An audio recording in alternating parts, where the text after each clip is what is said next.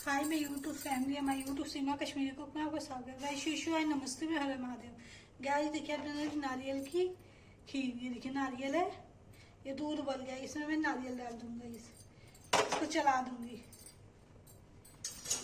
इसको पकने दूंगी। ये देखिए गाइस, गरम दूध नहीं डालूंगा, इससे अच्छा बनता है। इसको ऐसे चलाते रहेंगे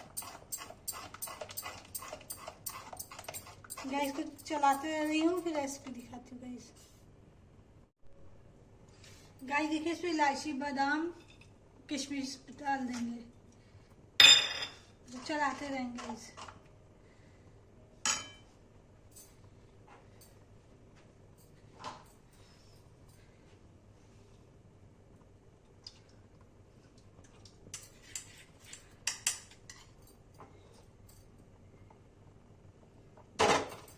गाइस में चावल का आटा और मिल्क पाउडर है, इसको ऐसे मिला देंगे और इसमें कभी खीर में डाल देंगे।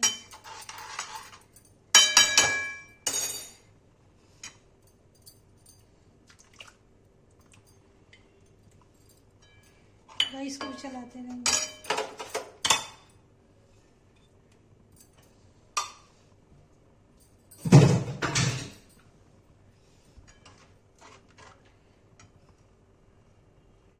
गाइस देखिए इसमें उबाल आ रहा है, इसमें चीनी डाल देंगे थोड़ी सी।